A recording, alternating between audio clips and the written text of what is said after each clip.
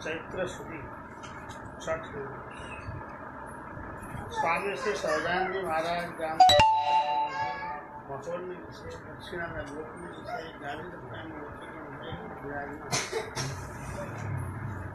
मस्तक पर पुष्पनो खूब युक्त श्वेत भाग सौरती थी श्वेत पुष्पनी खीचड़ी होती थी केसर चंदन કરીને सर्व अंगों चर्चा आता श्वेत हीरको खेस પહેર્યો હતો કંઠની વિશે વૃંદાવનીના હાર પહેર્યા હતા પોતાના હાર મુનિ રાધે કૃષ્ણ હરિમતી સવાર પછી શ્રીજી મહારાજ સર્વ સભાપતિ બનેલા આલોકની વિશે જીવનું કલ્યાણ કરતા છે જે પ્રત્યક્ષ ભગવાનનો નિશ્ચય તેમના દર્શનને તેમની અખંડ સમૃદ્ધિ તેણે કહીને થાય છે આજે ભાગવતમાં એમ કહ્યું છે કંદ શિશુપાલ આદિત્ય મીરા કરનારા તેને ભગવાનની અખંડ સમૃદ્ધિ રહી તેણે કહીને તેમનું કલ્યાણ કર્યું છે કેવા નામ લીધા કંસ ને શિશુપાલ ને ગંધવક્ર અને રાવણ ને આ બધા એનું કલ્યાણ થઈ ગયું કામ કે એને અખંડ સમૃદ્ધિ એટલા માટે છે ને એટલા માટે એનું કલ્યાણ થયું છે એવી જે સમૃદ્ધિ તમારે સર્વને છે મારે તમારું કલ્યાણ થઈ જ રહ્યું છે તો પણ મારી બાંધેલી જે ધર્મ મર્યાદા તેને જ્યાં સુધી એની સમૃદ્ધિ રહે ને ત્યાં સુધી તમારે સર્વ પ્રકારે પાળવી આ પ્રત્યક્ષ ભગવાનનો આદેશ છે ભગવાન મેળા હોય ને તો પણ આ કરવું પડે એમાં ચાલે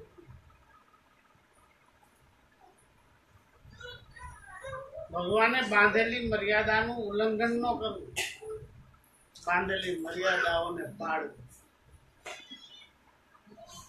મહારાજ કહે છે સર્વ પ્રકારે પાળવું ત્યારે તમે કહેશો જે ભગવાન તો મળ્યા છે તેની સમૃદ્ધિ પણ નિરંતરીય છે તેને વળી વર્તમાન પાયાનું શું પ્રયોજન છે ઘણા એવા પણ હોય કે ભગવાન મળ્યા છે પછી શું વધારે પડતું આપણામાં આ ચાલી રહ્યું છે આપણામાં વધારે પડતું આ ચાલી રહ્યું છે કે છે ને ભગવાન મળ્યા છે હવે કાંઈ કરવાની જરૂર જ નથી જોઈ લો તો તેનું પ્રયોજન એમ છે એક તો વર્તમાન ધડ રાખે છે અને એક તો વર્તમાનમાં કસરવાળો છે બેમાં કેટલો ફેર છે ને તે કઈ છે ભગવાન બેને મળ્યા છે એક વર્તમાન બરાબર દઢ પાડે છે અને એક નથી પાડતો આ બેમાં કેટલો ફેર છે એ તમને મહારાજ કહેશે તો સામ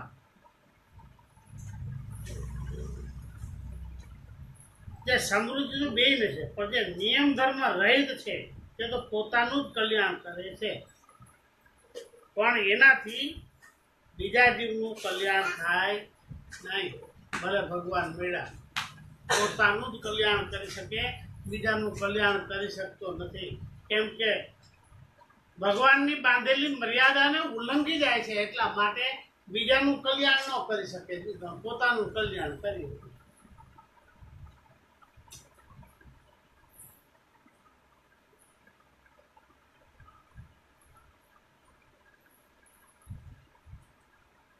એકાંતિક ભક્ત પણ ન થાય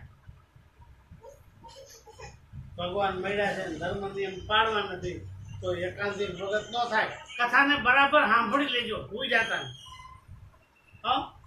આજની કથા બહુ સરસ છે ભગવાન મળ્યા છે ઘણા બધા છે ને આવા આડંબરમાં જીવતા હોય છે કે ભગવાન મળ્યા છે હવે આપણે શું કરવાની જરૂર છે એવા આડંબરી ઘણા હોય ત્યારે એ એકાંતિક થઈ શકતા નથી તેમ એના દ્વારા બીજાના કલ્યાણ પણ થતા નથી પોતાના એકનું જ કલ્યાણ થાય છે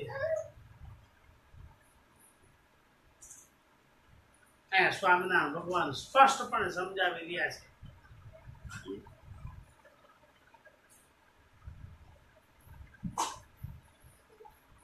ને તે ભગવાનના નિર્ગુણ ધામને પણ ન પામે ભગવાન મળ્યા છે ને એની વાત છે ધર્મ મર્યાદા નથી પાડતા ને આ ભગવાનના નિર્ગુણ ધામને પણ નહીં પામે વચનામાં લખી લીધો જેતરપુરનું ચોથું પ્રગટ ભગવાન મળ્યા છે ને, અને ભગવાનને બાંધેલી ધર્મ મર્યાદાને નહીં પાડતા હોય ને, આ ભગવાનના નિર્ગુણ ધામને પણ નહીં પામે. અને જન્મ મરણથી રહિત તો થાય, તેથી સત્સંગમાં પણ ન બેસાય. સત્સંગમાં પણ એનાથી ન બેસાય. જો તમે ભગવાન મળ્યા હોય તો શું થઈ ગયું? સત્સંગમાં બે ન અગાય, ઘણા આડંબરી હોય. આવી કથા અમને આવડે છે, આવી કથા અમે કાયમ કરીશું, આવી કથા અમે કાયમ સાંભળીશું. અને કાયમ થાય આવી કઈ કથા હોય કાયમ કયો આવી જ કઈ કથા હોય કે નિત્ય પ્રત્યે આવી જ કથા? અરે ભાઈ, આ જે કથા ચાલે છે ને, એ પ્રત્યક્ષ ભગવાનનો બોલેલા શબ્દો છે, તમારા મારા નથી. આ બોલ્યા છે ને એવા શબ્દો છે. એ શબ્દનું આપણે ઉચ્ચારણ કરીએ છીએ અને બીજા ત્રીજા શાસ્ત્રોમાંથી લઈ અને જે અંદર જરૂર છે એવા દાખલાને પૂર્ણ કરીએ છીએ. બાકી આ છે ને પ્રત્યક્ષ ભગવાનનું શાસ્ત્ર છે. જેટલા જેટલા શાસ્ત્ર છે ને એ પ્રત્યક્ષ ભગવાનને પ્રત્યક્ષના મળેલા સંતના જ શાસ્ત્ર છે. બીજાના નથી શાસ્ત્ર, એના જ વખાણ કર્યા છે, બીજાના નહીં હો.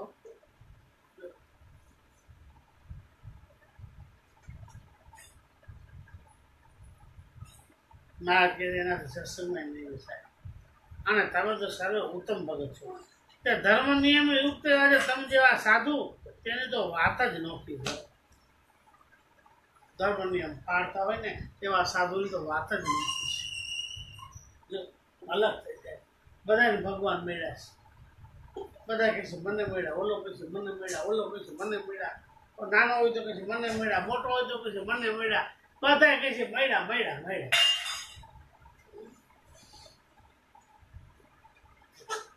એક કહે ધર્મ નિયમ પાડવાની જરૂર નથી. કેમ કરીને ખોટ ગઈ છે તો? અરે આ તો ખોયડે ખોટ કહેવાય. કેમ કે ભગવાનના બાજુમાં બેઠા છે ને કલ્યાણ નહીં થાય. એ તો ખોયડે જ કહેવાય.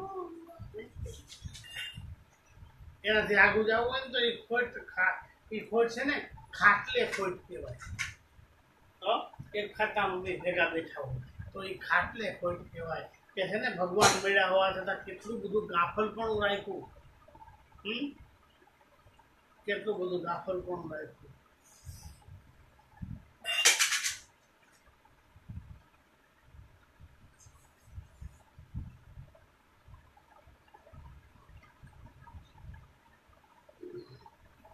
તે હેતુ માટે તમને જો કોઈ ભાવે કહીને જમાડશે તેને કોટી યજ્ઞનું પુણ્ય થશે અને તેને અંતે મોક્ષ પણ પામશે.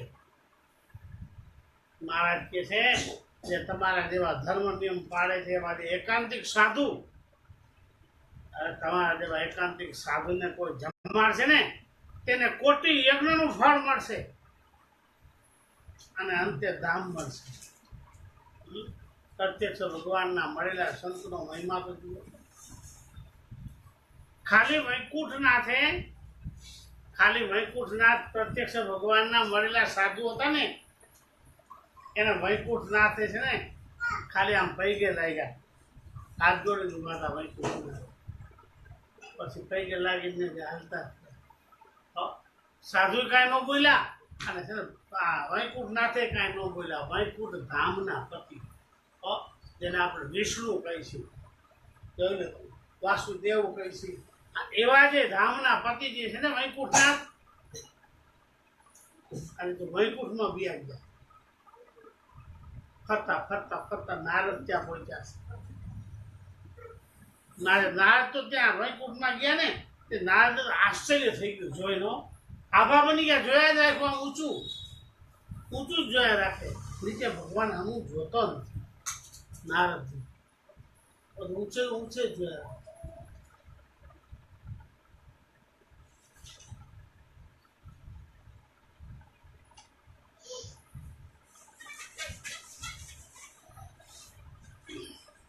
તો શું થયું ખબર પડે? નારદજી શું કામને હમું જોયા રાખ્યું? વૈકુંઠ નાથની ઉપર છે ને ટીડલા હતા, ટીડલા છાંયો કરીને બેઠા હતા. આપણે મંડપ બાંધી ત્યાં છાંયો થાય. આ તો વગર મંડપે નહીં દોરી નહીં થાંભલા અને નહીં કપડું કાંઈ નહીં, અને મંડપ સીધો એ ચીડા ફર ફર થયા રાખતા હતા. અને વૈકુંઠના છાંય બેઠા બેઠા એ બધાના પોતાના ભક્તજનોને સુખ આપતા હતા. નારદજી ફરતા ફરતા ત્યાં જઈને નારદજી છે ને વિષ્ણુના પગે લાગીને કહે છે, પ્રભુ મને કાંઈ સમજાતું નથી, તો તારે શું સમજવું છે? સમજવાનું બધું સમજાઈ ગયું, હજી શું બાકી છે? નારદજી કહે છે, આ તમારી ઉપર આટલા બધા તીવ્ર કેમ બધા ઊભા છે છાંયો કરીને? એનું કારણ શું? વૈકુંઠનાથ કહે છે કે પ્રત્યક્ષ ભગવાનના સાધુને એકવાર આમ પૈકે લાગ્યો ને, અને અભિમાન બધા આવ્યા છે. ખાલી એક જ વાર પૈકે લાગવાથી, અને કદાચ જાજી વાર લાગ્યો હોત તો શું થાય? હે, જોઈ લ્યો, આ ભગવાનના મળેલા સાધુનો મહિમા છે. ભગવાનના મળેલા સાધુ એ એકાંતિક, અરે એ બીજાને બોધને આપનારા, કલ્યાણના કરનારા, બીજાને ભગવાનનું સ્વરૂપ આપનારા એવા સાધુની અહીંયા વાત થાય છે. એવા સાધુને આપણે જમાડીને તો એને યજ્ઞ કોટી યજ્ઞ કર્યા હોય ને એનું ફળ મળી જાય છે. એકવાર એવા સાધુને જમાડવા, એકવાર એવા સાધુને જમાડવાથી કોટી યજ્ઞનું ફળ મળે. વિચાર તો કરો. હે, પ્રત્યક્ષ ભગવાનના મળેલા સાધુને જમાડવાથી શું શું ન થાય એ તમે કહો. પણ પેલા કીધું ને એવા સાધુ હોવા જોઈએ. મગજમાં રાખજો. બધા એમ કે છે મને મળ્યા, ઓલા કે છે મને મળ્યા, પણ મહારાજ કે છે, મહારાજ કે એકાંતિક ભક્ત જે હોય ને એની વાત છે, એવા સાધુની વાત છે. જે ભગવાનને બાંધેલી મર્યાદાનું ઉલ્લંઘન ક્યારેય નથી કરતા, આ એવા સાધુની વાત છે. એવા સાધુને જમાડવાથી કોટી યજ્ઞનું ફળ મળે છે. અને ભગવાન પુરુષોત્તમ નારાયણને જમાડ્યાનું ફળ મળે છે, અને અંતે મોક્ષ પણ મળે છે. એથી આગળ મહારાજ ચાલે છે, સાધુને કહે છે તમારા ચરણનો કોઈ સ્પર્શ કરશે ને તેના કોટી જન્મના પાપ નાશ પામશે. તમારા ચરણનો કોઈ સ્પર્શ કરશે એટલામાં કોટી જન્મના જે પાપ છે ને નાશ પામી જાય છે. વિચાર, એટલા માટે સંતો કદાચ છે ને કહેતા છે, એટલા માટે શાસ્ત્રકારે લખેલું હોય છે કે સંત દેખીને નમન કરીએ, ઝપટ નમાવીએ શીશ. સંત દેખીને નમન કરીએ, ઝપટ નમાવીએ શીશ. એક ગુના તો ક્યાં, તારા લાખ ગુના બક્ષિસ. એવા સંતોના સ્પર્શ કરવાથી લાખ ગુના બક્ષિસ થઈ જાય, લાખ ગુનાને માફ કરી દે. તો કદાચ છે ને એના ચરણ દાબવાથી શું થતું છે એ કયો? એના ચરણની સેવા કરવાથી શું મળતું છે? એ છે ને 5મું પિયુષ વાંચી જજો એટલે તમને ખબર પડશે કે સંતના ચરણ સ્પર્શ કરવાથી અને સંતને દાબવાથી શું થાય છે. 5મા પિયુષની અંદર ચોખ્ખે ચોખ્ખો ઉલ્લેખ કરેલો છે. આ પ્રગટના સાધુની વાત છે, અને પ્રગટના મળેલા સાધુની વાત છે. આજે આપણે ભગવાનના મળેલાને મૂકીને બીજા ત્રીજાને જો કથા કરવા બેહારી દઈને તો એ આપણી મૂર્ખાઈનો ક્યાંય પાર નથી. આપણી મૂર્ખાઈનો ક્યાંય પાર નથી. ભગવાનના મળેલાને મૂકીને બીજાને બેહારી દઈ તો શું પાકશે એમાંથી? અરે કોઈના જીવમાં કથા નહીં ઉતરે. ભગવાનને મળેલો હોય છે અને ભગવાનના ધર્મ નિયમને પાળતો હોય છે, ભગવાનની આજ્ઞાઓને બરાબર પાળતો હોય છે, અને એનું ઉલ્લંઘન નહીં કરતો હોય, અને એવાને જો ઊંચા આસને બેસાડીને કથા આપણે કરાવશું ને તો આ જગતના જીવના છે ને એ ગળે ઉતરશે કથા, નકર કથા જાડી પડશે, નહીં ઉતરે. એ કથા નહીં ઉતરે. ભગવાનના મળેલા જેવું કઈ થાય તો આમાં તો સાધુ શબ્દ વાપરો હોત. અહીંયા તમારા શબ્દો સ્વામિનારાયણ ભગવાન વાપરે છે કે તમારા જેવા સાધુ, તમારા ચરણ સ્પર્શ. તમને કોક જમાડશે, સાધુને જમાડશે એમ નથી કહેતા. તો ઓલરેડી સાધુ આવી જાય. આ તો અહીંયા ભગવાનના મળેલા સાધુ અને એ ધર્મનિષ્ઠ સાધુ, જે ભગવાનની આજ્ઞાનું પાલન કરનારા સાધુ, એની આ કથા છે, એની આ વાત થાય છે. અને આપણે એવા જ સાધુને ઊંચે આસને બેસાડવાની વાત કરી રહ્યા છીએ. સાધુ ગણાય પણ ભગવાનના મળેલા જેવા નહીં. જેમ પક્ષી ગણાય પણ ચાતક મેના મોર જેવા નહીં. પક્ષી ગણાય કહેવાય પણ ચાતક મેના મોર જેવા ન થાય. ગુરુ ગણાય કહેવાય પણ ભગવાનના મળેલા જેવા ગુરુ એકેય નહીં. ગુરુ ઘણા કહેવાતા હોય પણ ભગવાનના મળેલા જેવા ગુરુ એકેય નહીં. આ તો આપણે ગુરુ નથી કરતા ને નથી કરવાના, એટલે આપણે મહારાજનું ઓઠ દઈને કહીશી કે ભગવાને કીધું 18 ગુરુ કરશો કે ભગવાન જેવો ગુરુ થાય. પણ એના ભગવાન જો એમ બોલતા હોય, નારદજીને કહેતા હોય કે તારે ગુરુ કરવા પડશે, આ લોકની રીતિ છે, મેં પણ ગુરુ કર્યા છે, તારે પણ કરવા પડશે. પણ ઓલા આપણે ગુરુ નથી કરવાને, માથે કોઈ દબાણ નથી જતું, એટલે ભગવાનના શાસ્ત્રનો શબ્દ લઈ અને એના ઓઠમાં બેઠા છે કે આપણે ગુરુ કરવાની જરૂર નથી. ભગવાન જેવા ભગવાન પૃથ્વી ઉપર આવે, સર્વ અવતારોનો અવતારી, એ પણ ગુરુ કરે છે આ પૃથ્વી પર આવે. ત્યારે આપણે કેમ આગા ભાગી છીએ, ગુરુથી બી જાય છે કેમ? અરે ભાઈ, કોકનું ગુરુ થવું સારું લાગે પણ ચેલો થવું સારું ન લાગે. કેમ કે ચેલાને છે ને સેવા કરવી પડે. સેવકનો ધર્મ છે એ સેવા કરવી, એ સેવકનો ધર્મ છે, એ સેવક કહેવાય. નકર નિષ્કુળાનંદ સ્વામી કહે છે હરામી છાનો કહેવાય. એ છાનો હરામી કહેવાય, સેવા ન કરે. એ કે વાહેથી ખરાબ બોલે, જે સેવા ન કરતો હોય. એટલા માટે શાસ્ત્ર કહે છે કે તમારા જેવા ચરણ, તમારા ચરણનો જો કોઈ સ્પર્શ કરશે તેના કોટી જન્મના પાપ નાશ પામશે. અરે તમને ભાવે કરીને કોઈ વસ્ત્ર ઓઢાડશે, તમને વિચાર કરો. ભગવાનના મળેલા સાધુ, ભગવાનના મળેલા સાધુને તમે વસ્ત્ર ઓઢાડશો, એને તમે જમાડશો, એને સ્પર્શ કરશો, એને કાંઈક આપલે કરશો તો તમારું જરૂર કલ્યાણ થશે. તમારું જરૂર કલ્યાણ થશે.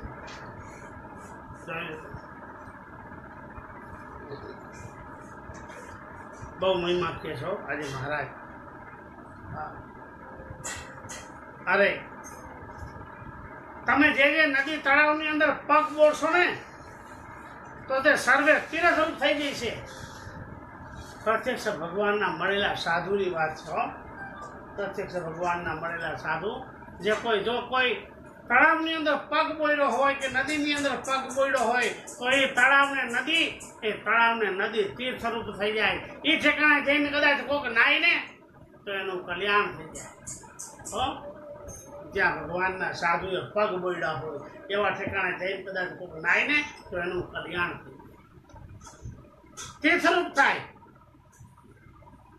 ગમે તેવો પાપી જીવાત્મા હોય, ગમે તેવો કામી હોય, ગમે તેવો કિમ્યા હોય, ગમે તેવો ચોર કે લૂંટ કે લબાડ હોય, પણ જો પ્રત્યક્ષ ભગવાનના મળેલા સાધુ જ્યાં પગ બોયડા હોય ત્યાં જઈને નાય ને તો એ તમામ પોતાના કિલબિશ છે એ તળાવ કે નદીમાં જ્યાં પગ બોયડા છે ને ત્યાં એ ભેગા થઈ અને એમાંથી નીકળી અને અહીંયા ઢગલો થઈ જાય અને એ ભાઈ પવિત્ર થઈ જાય, ચોખ્ખો થઈ જાય. આને કહેવાય તીર્થ, બીજાના પાપને ધોનારું તીર્થ કહેવાય. આ બીજાના પાપને ધોનારું કહેવાય. એટલા માટે સંતો કહે છે, શું કહે છે? અન્ય ક્ષેત્રે કુતમ પાપમ તીર્થ ક્ષેત્રે વિન્યસતી. તમે ગમે ત્યાં પાપ કર્યા છે ને તો આવા તીર્થમાં જઈને તમે કદાચ છે ને માથા બોળ જો નાયા છો ને તો તમારા પાપ બધા તે તીર્થમાં વયા જાય છે. તમે પવિત્ર થઈ જશો, પવિત્ર થઈ જશો. પણ કદાચ આવા તીર્થમાં જઈને નાતા જો તમે કંઈક પાપ કર્યું ને તો એ પાપ વ્રજલેપ થઈ જશે. એ પાપને પછી કોઈ બાળનારો નથી પેદા થયો. એ પાપ વ્રજલેપ થઈ જાય. હો પછી પાપ કાયમિકના ધોરણે લઈ જાય. એટલા માટે કહે છે કે તમે જે નદી તળાવની વિશે પગ બોળો છો તે સર્વે તીર્થરૂપ થાય છે. અને તમે જે વૃક્ષ તળે બેઠા હો અને જે વૃક્ષનું ફળ એમાં હો તે સર્વનું રૂડું થઈ જાય છે. અરે ઝાડવાનું પણ રૂડું થઈ જાય. જે ડાળખીને જાલીને ઊભા રહ્યા હોય ને, જે થડને ઓઠીકણ લઈને ઊભા હોય, આ છે ને આ ઝાડવું પણ કલ્યાણકારી બની જાય છે. એ ઝાડ નીચે જઈને આપણે ઊભા હોય ને તો આપણા પાપ બધા બળી જાય છે અને આપણું કલ્યાણ થઈ જાય છે. પ્રત્યક્ષ ભગવાનના મળેલા સાધુનો આવો મહિમા છે. તો એના સેવા કરનારા જે સેવક છે ને એનું કલ્યાણ કેમ ન થાય? જરૂર કલ્યાણ થાય. એનું જરૂર કલ્યાણ થાય છે. જો ભગવાનને મોટા સાધુ કેમ કરે તો કલ્યાણ થાય. પોતાની મરજીમાં આવે એમ કરે તો નહીં. અહીંયા તો ચોખ્ખી વાત લખી છે. શું લખ્યું છે? જો ભગવાનની બાંધેલી જે મર્યાદાઓ, મોટા સાધુએ બાંધેલી જે મર્યાદાઓ, એના જો ઉલ્લંઘન કરશો ને તો કલ્યાણ નહીં થાય. એને બરાબર રીતે પાડશો ને તો કલ્યાણ થઈ જશે. જેને ધાર્મિક સાધુ કહેવાય છે. ભગવાન મળ્યા છે છતાં પણ ભગવાનની બાંધેલી ધર્મ મર્યાદાઓ એનો લોપ ક્યારેય નથી કરતા. એવા છે ને એનું કલ્યાણ થાય છે. ને એનો મહિમા અહીંયા ચોખ્ખો આગળ કહી અને પછી આ મહિમા સમજાવી રહ્યા છે. સ્વામિનારાયણ ભગવાન પોતાના સ્વમુખની વાણી છે. આ જેતલપુરનું ચોથું વચનામૃત ચાલે છે એ સ્વામિનારાયણ ભગવાનના સ્વમુખની વાણી છે. બહુ મહિમા ગાયો છે. માટે તમે જે વૃક્ષ તળે બેઠા હો, જે વૃક્ષનું ફળ જેમાં હો તે સર્વનું રૂડું જ થાય છે. તમારા કોઈ ભાવે કહીને દર્શન કરે છે, અરે કોઈ તમને ભાવે કહીને નમસ્કાર કરે છે, તે સર્વે પાપનો ક્ષય થઈ જાય છે. એ બધા પાપનો ક્ષય થઈ જાય. તમારા કોઈ ભાવે કહીને દર્શન કરે, નમસ્કાર કરે, પગે લાગે તમને, તેના બધા પાપ ક્ષય થઈ જાય. એકય પાપ કામ ન કરે એવા થઈ જાય ઉઠા. ભગવાનના મળેલા સંતોનો કેટલો માટે ભાઈ સાધુ જો કોઈ નથી. પ્રસાદીની વસ્તુનો શાસ્ત્રમાં મહિમા લખ્યો, પણ એનાથી ને વધારે મહિમા તો સાધુનો લખ્યો છે. પ્રસાદીની વસ્તુનો મહિમા લખ્યો મહારાજે, પણ એનાથી વધારે મહિમા સાધુનો લખ્યો છે. સાધુનું વાહો દાબવાથી શું થાય? સાધુનું કપાળ દાબવાથી શું થાય? સાધુનું માથું દાબવાથી શું થાય? સાધુના બે હાથ દાબવાથી શું થાય? સાધુના બે બાહુ દાબવાથી શું થાય? સાધુના બે પિંડિયું દાબવાથી શું થાય? ચોખ્ખો મહિમા લખ્યો છે. તમે પિયુષ 5મું વાંચજો.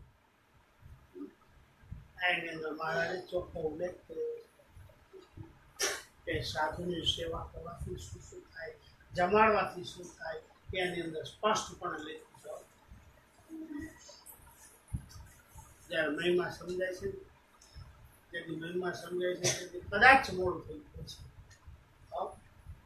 જેથી મહિમા સમજાય ને ત્યારે કદાચ મોડું થઈ ગયું હોય. અને વળી તમે જેને ભગવાનની વાત કરો છો અને કોઈકને ધર્મ સંબંધી નિયમ ધરાવો છો, તેનો જરૂર મોક્ષ થાય છે. તમે કદાચ કોઈકને હાથમાં પાણી દઈ અને જો કંઠી બાંધતા હો, નિયમ ધરાવતા હો, અને નિયમ ધરાવ્યા કહેવાય, કંઠી બાંધે ને વર્તમાન ધરાવ્યા કહેવાય, એનું જરૂર કલ્યાણ થાય. જેટલાને પ્રત્યક્ષ ભગવાનના મળેલા સાધુની કંઠી હશે ને, આ એનું જરૂર કલ્યાણ થાય છે. કા ભગવાન અને કા ભગવાનના મળેલા સાધુ, આ બે વચ્ચે કલ્યાણ થાય.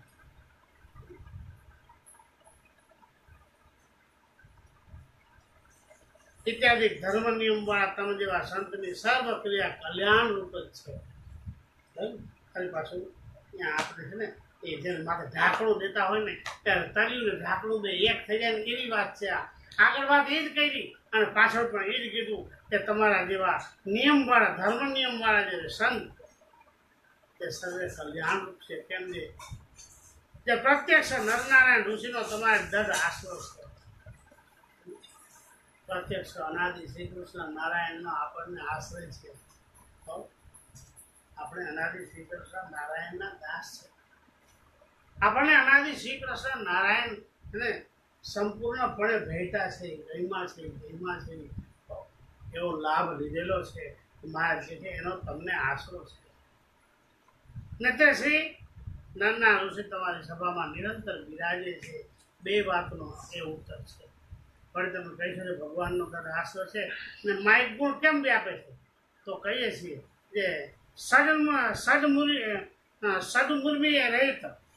સદમુર્મીએ રહિત અને માઇક ગુણે રહિત સર્વને કરવા એમાં તો કોઈ વાર નથી. અસંખ્ય જન્મની સમૃદ્ધિ થઈ આવે, આનંદ બ્રહ્માંડની ઉત્પત્તિ આદિ ક્રિયાને કરે એવા સર્વને કરવા તેમાં તો કોઈ વાર નથી. પણ અમારી ઈચ્છાએ કરીને એમ તમને રાખ્યા છે. તમારા સામર્થ્યને રૂંધી રાખ્યું છે, તથા ઢાંકી રાખ્યું છે. તે પ્રત્યક્ષ ભગવાનની સુખની પ્રાપ્તિને અર્થે છે. તમારા સામર્થ્યને ઢાંકી રાખ્યું છે ને એ છે ને પ્રત્યક્ષ ભગવાન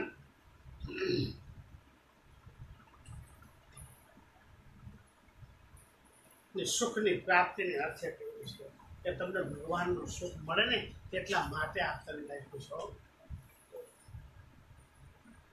ને શ્રી પુરુષોત્તમ તે જ રીતે આજ તમને સર્વને નરના ઋષિ થઈ અને પ્રગટ મળ્યા છે. માટે નિસંશય થઈને આનંદમાં ભજન કરજો એમ કહી અને મહારાજ મૌન રહ્યા છે. ભગવાન મળ્યા છે એનો આટલો બધો મહિમા છે, આટલો બધો પ્રતાપ છે અને એનો આપણે આશરો કરીને બેઠા હોય. શું કામ કલ્યાણ ન થાય? જ્યારે પ્રત્યક્ષ ભગવાનના મળેલા સંતો મળ્યા છે એનું કલ્યાણ કેમ ન થાય? જરૂર કલ્યાણ થાય. અને બીજાના કલ્યાણ કરે ને એવા થઈ જાય. પણ એને એવી રીતે ખરી રીતે સેવી પૂજીને રાજી કરે તો એના જેવું સુખ ક્યાંય નથી, એના જેવો આનંદ ક્યાંય નથી. પ્રત્યક્ષ ભગવાન મળ્યા છે ને એના જેવો આનંદ કે સુખ ક્યાંય નથી.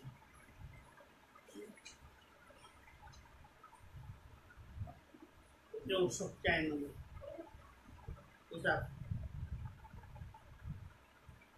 જે ભગવાનના ખોળામાં બેઠેલા છે એવા સાધુ આપણને મળ્યા છે. ભગવાનના ખોળે બેઠા છે અને આપણે છે ને સાધુના ખોળે બેસી જાય તો કલ્યાણ કેમ ન થાય? જરૂર કલ્યાણ થાય. એવા સાધુના ખોળે બેસી જાય ને તો જરૂર કલ્યાણ થાય. એટલા માટે મહારાજે આજે એકદમ પ્રશ્ન રીતે એકદમ નિર્લેપ રીતે નિર્મળ થઈ અને છે ને તે આ કથાને બહુ સરસ મજાનો બોધ આપ્યો છે. તમને મળ્યા જે ભગવાન સાધુ એ જેવા તેવા નથી એમ સમજી રાખજો. એવી કથા આપણને અહીંયા સમજાવી છે. તમને મળ્યા જે ભગવાનની સાધુ છે ને જેમ તેમ નથી. જીવનમાં કથાને ઉતારજો, ક્યારેક કામ લાગશે. અરે આપતકાળમાં ક્યારેક કામ લાગશે. આપણે જેમ છે ને આપણે નાનપણમાં રૂપિયા હાંગળીને રાખ્યા હોય ને આપતકાળ આવે ને ત્યારે એમાંથી કાઢીને ખાય છે. એમ છે ને એમ જ્યારે આપતકાળ આવશે ને ત્યારે તમને છે ને આ કથા કામ લાગશે. કોઈ આપતકાળ આવી પડે ને ત્યારે કથા કામ કરવી.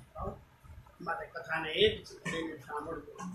એટલા માટે સંતો શાસ્ત્રો ને ભગવાન એમ કહે છે કાયમિકના ધોરણે કથાને સાંભળજો. કોઈ દી કથામાં ન આવ્યું હોય ને એવું કથામાં આવે પણ કાયમિક આપણે સાંભળતા હોય ને તો એ મગજમાં વાત ઉતરી જાય. ઘડીકમાં ભગવાન ન સમજાય અને ઘડીકમાં સાધુ ન સમજાય. ભગવાનને સાધુ મનુષ્ય મૂર્તિ એને સમજવાનું બહુ કઠણ છે. અને પછી એને જે દાબવું એની જે સેવા કરવી, એને જમાડવાની, એને રમાડવાની, એને પૂજવા તો બહુ મોટી વાત છે. તો બહુ મોટી વાત છે. બહુ મોટા પુણ્યનું કામ છે. થોડા પુણ્ય છે ને નથી મળતું. કોઈ જાજા પુણ્ય હશે ને ત્યારે આ ભગવાનને આ સાધુની સેવા કરી શકીએ. નકર આપણે કાંઈક ને કાંઈક નડતર આવી પડે. છેલ્લે મારે લખ્યું કોઈ તે પોતાને મળે. સેવા ન કરી શકે પોતે પોતાની નથી. એ વિચાર કરો કેમ ન આવ્યા તો આપણે એમ કે નિંદર આવી ગઈ, કેમ ન આવ્યા થાકી ગયા, કેમ ન આવ્યા તો મહેમાન આવી ગયા. કેટલા બાના મળે. પણ આ બધા સત્સંગમાં બાના દોષરૂપ છે. આ બધા બાના સત્સંગની અંદર દોષરૂપ છે. પણ એ આપણને ખબર નથી કે આ હું બાના કાઢું છું ને દોષરૂપ છે બાનું. મને દોષ લાગશે. અને ભાઈ આજ બાના કઢાય પણ ક્યાં કઢાય ખબર છે?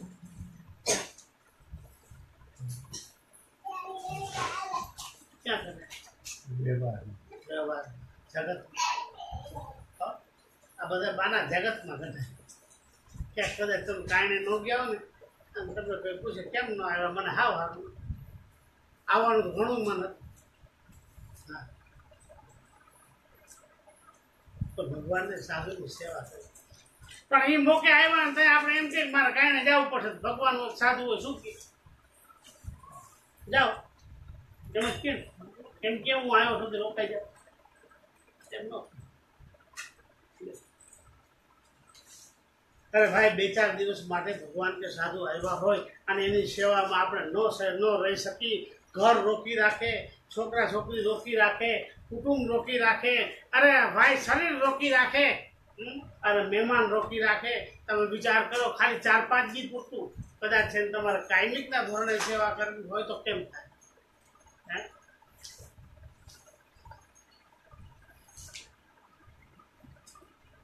નથી ભૂલ દેખાતી? આ બધી ચોખ્ખી ભૂલ દેખાય છે. વિચાર આપણે કઈથી ખરા, આપણે કઈથી ઘણી બધી વાત કરી કે ભાઈ આપણે ન જાય તો અટકે નહીં. અટકે આપણે ન જાય તો અટકે શું કામનું અટકે? આપણે અમ જેવા તમને ઘણા તમો અમારે એ આપણે એમ કે મારા વિને અટકી પડશે. હે આપણે ગાય જ છીએ કે અમારા જેવા તમારી પાસે ઘણાય છે, તમારે ન અટક્યો અમારે. પણ આપણે છે ને આપણે છે ને એવા અજ્ઞાનતામાં હાલ્યા ગયા છે ને એટલે આપણે એમ થાય કે હું નહીં જાઉં એટલે મારા વિને અટકી પડશે. ન અટક્યું ભાઈ, આ તો ભગવાનનો સત્સંગ. ભગવાનનો સત્સંગ કોઈને કોઈ જરૂર મળી જાય, કોઈને કોઈ જરૂર મળી જાય એટલે એમાં કોઈ વિના અટકતું નથી. પણ આપણે એક જ વાત રાખી તો મને જે આજ્ઞા કરી છે ને એ આજ્ઞા મુજબ મારે રહેવું છે. એ આજ્ઞા મુજબ મારે રહેવું છે તોય આપણે ભક્તિ થઈ નકર થાય નહીં. નકર ભક્તિ ન થાય. એટલા માટે કીધું છે ભક્તિ ભક્તિ સબ કહે, ભક્તિમાં બહુત ભેદ, ભક્તિ પ્રગટ ભગવાન કી એમ વધે છે ચારે વેદ. એટલા માટે કીધું છો હા એ કેમ કરી લેવું ને. આ એ ભક્તિ મહાન છે. આપણે કીધું હોય ને તમે આવજો તો અવશ્ય તો આવશું. એવી ભક્તિ નહીં હે અવશ્ય તો આવશું. મરતા મરતા કાન લાવે આવી જાય તો ભગવાન રાજી છે. પણ મરતા મરતા કાન લાવે અવશ્ય તો આવશું. તમે મરવાનું થયું કાન લાવે તો કેવા લાવે? જીવ જવાનો હોય હે પૂછા. એટલા માટે સાથ છે ને ખુલતા દિલે છે ને આ સત્સંગ કરાય. ખુલતા મૂંઝવણ વાળા દિલે નહીં, ખુલતા દિલે સત્સંગ કરવો. અરે આ જન્મ ધૈર્યો છે ને તમારા કાજે ધૈર્યો છે. નહીં છોકરા સ્ત્રી પુત્ર મા બાપ કે પતિ માટે. આ જન્મ ધૈર્યો છે તમારા કાજે ધૈર્યો છે. સ્વામિનારાયણ રાજી થઈ જાઓ. આટલું બોલ્યા ને રાજી થઈ જાઓ કે તમે મારા સાધુના અર્થે કંઈક કરી શકો ખરા. તમે જેવા સમજવાની અમારે જરૂર છે. કામ કરીશ તો મારા જ તમારા જેવાની અમારે જરૂર પડે કે જેને ભગવાન વિના ઘડીએ ન ચાલે. એવા નહીં, આ ભગવાનને જરૂર નહીં હોય કે જે ભગવાન વિના ન રહી શકતા હોય ને, ભગવાન એના વિના રહી શકે નહીં. અરસપરસ બે હેત કરે, ભગવાન કરે અને મોટા સાધુ પણ કરે, અને ઓલા તો હેત ન કરે. એને ધ્યાન રાખ, બધી વાતે ધ્યાન રાખવું પડે. ખાતા પીતા, સેવા કરતા, સત્સંગ કરતા, બધે ધ્યાન રાખ. ઓલું બસ પ્રશ્ન જીતે એકદમ નાસિક સીધે સીધું જોયા અને મન ભગવાનની પાસે એવી રીતના જે હોય ને, આ એ ભગવાનને પામે. આવા સાધુની વાત કરી છે. મહારાજ કહે છે તમે જેવા ધર્મની વાળા જે સંત, તેની સર્વે ક્રિયા છે ને એ કલ્યાણ રૂપ છે. તમે જે કાંઈ ક્રિયા કરો છો ને એ કલ્યાણ રૂપ છે. મને ઘણી બધી વાત યાદ આવી ગઈ, મહારાજ બોલેલા છે. તો અમુક વાત કહેવાતી ન હોય એવી હોય, જાહેરમાં બોલાતી, પણ જ્યારે આવી વાત આવતી ને તો યાદ આવી જાય. એટલા માટે મારે ત્યાં એકદમ ગુઢાર્થ વાંચ્યો છે કે તમારી સર્વે ક્રિયા કલ્યાણરૂપ છે. તમે ગમે તેવી ક્રિયા કરો ને એ બધી કલ્યાણરૂપ છે. લ્યો, જે કાંઈ ક્રિયા કરતા હોય બધી કલ્યાણ. ભક્તજનને પચાવવી જોઈએ, એક જ વાત, એને પચાવવી જોઈએ. પચાવી જાય ને આ એનો શિષ્ય સાથ. એવી મારે એને પચાવવું જીવનમાં ઉતારવું અને નિસંશય થઈને આનંદમાં ભજન કરવું. શંકાવાળા નહીં, નિસંશય થવું અને નિસંશય સેવાના વારસદાર થવાનું છે. નિસંશય સેવાના વારસદાર થવું અને શંકાને મૂકી અને છે ને આપણે અહીંયા